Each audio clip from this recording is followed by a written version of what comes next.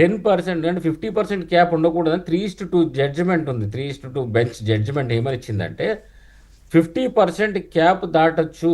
EWS reservation విషయంలో 50% cap apply కాదు అని చెప్పి చాలా స్పష్టంగా సుప్రీంకోర్టులో 5 బెంచ్ జడ్జి ఇచ్చిండు. అది 3:2 రేషియోలో ఇచ్చినట్టు 3 ఇన్ ఫేవర్ 2 ఇన్ అవును. అంటే ప్రో అది వ్యతిరేకంగా అగెనిస్ట్. రైట్. అది 3:2 జడ్జిమెంట్ వచ్చింది కాబట్టి దాన్ని బేస్ చేసుకుని ఒకవేళ ఎవరు కోర్టుకు పోయినా కానీ నిలబడది, మేము ఇచ్చేది నిలబడుతుంది. 10% రిజర్వేషన్ ఈడబ్ల్యూఎస్ ఇచ్చినప్పుడు బీసీ రిజర్వేషన్లు పెంచితే ఎందుకు అడ్డుకుంటున్నారని చెప్పేసి ఆ కోర్టులో వాదిస్తారు. తప్పకుండా సాధిస్తామన్న మాకు పూర్తి నమ్మకం ఉంది కాబట్టి ఆర్డినెన్స్ రౌట్ కూడా మేము తీసుకున్నాము. ఉమ్. సో ఇప్పుడున్నది ఒకవేళ చేయని పక్షంలో 9వ షెడ్యూల్లో పెట్టాలని చెప్పి మేము పోరాటం చేస్తాం. దాంట్లో ఇంకా సందేహం కూడా లేదు. ఇంకో విషయం, కానీ కానీ మీకు ఛాంపియన్షిప్ ఇవ్వడానికి రెడీగా ఉండదు కదా BJP.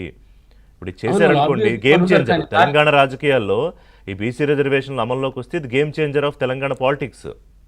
Of course game changer of India also, national politics also Rishi గారు.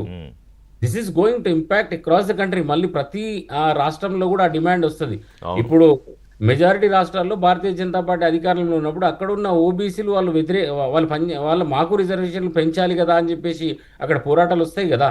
అవును. ఆ ప్రెషర్ ఉంటుంది కాబట్టి వీళ్ళు భయపడుతున్నారు. అయితే నేను అనేది వీళ్ళు కాలుకేస్తే మెడకు, మెడకేస్తే కాలుకేస్తున్నారు. 10 ముస్లింలకు రిజర్వేషన్లు ఇస్తే మేము ఆ బిల్లును అడ్డుకుంటాం, మేము చేయనీయము, 9వ షెడ్యూల్లో పెట్టనీయము అని చెప్పేసి బండి సంజయ్ కావచ్చు చాలామంది నాయకులు మాట్లాడుతున్నారు. మరి నిన్న ముఖ్యమంత్రి గారు కూడా చాలా స్పష్టంగా చెప్పినారు, గుజరాత్లో ఓబీసీలకు ఓబీసీ కోటాలో, గుజరాత్లో బీసీ కోటాలో ముస్లింలకు కూడా రిజర్వేషన్లు ఉన్నాయి, వాళ్ళు కూడా రిజర్వేషన్లు అనుభవిస్తున్నారని చెప్పారు. అక్కడ లిస్ట్ కూడా తీసుకుంటాను. నాకు విఠలన్నకు తెలుసు, అవును.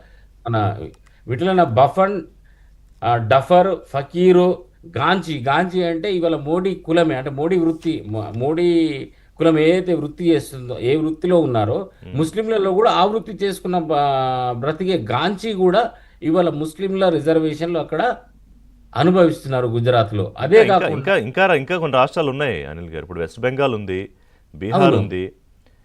అన్ని రాష్ట్రాలలో బీసీ రిజర్వేషన్లలో ముస్లింలు ఉన్నారండి. ఇప్పుడు మన దగ్గరనే ఉన్న బీసీ తమిళనాడు ఉంది, రాకముందు కేరళ ఉంది. దూదేకులు ఉండయా, కేరళ ఇస్ హైయెస్ట్. దూదేకులు బీసీఏలో ఉన్నారు దూదేకులు. అంటే వస్తా విఠల్ గారు ఒక నిమిషం.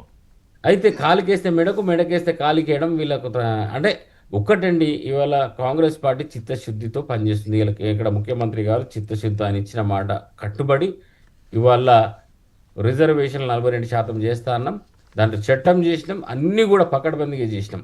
సరే, ఎంపెరికల్ డేటా కూడా అంటే కొన్ని కోట్లలో వీళ్ళు అడగచ్చు, కోట్లలో నిలబడదే అని అన్నారు కదా. ఆ 10% ఈడబ్ల్యూఎస్ రిజర్వేషన్లు ఇచ్చినారు, అదొక ఫ్యాక్టర్. అయితే ఇంకో ఫ్యాక్టర్, కోర్టులు ఈ తీర్పు ఇచ్చేటప్పుడు అంతకుముందు కూడా మీ దగ్గర డేటా ఉందా, సైంటిఫిక్ డేటా ఉందా, బ్యాక్వర్డ్నెస్ డేటా ఉందా అని చెప్పేసి అప్పుడు కోర్టులు అడగడం జరిగింది. ఆ రాష్ట్రాల దగ్గర సరైన డేటా లేదు.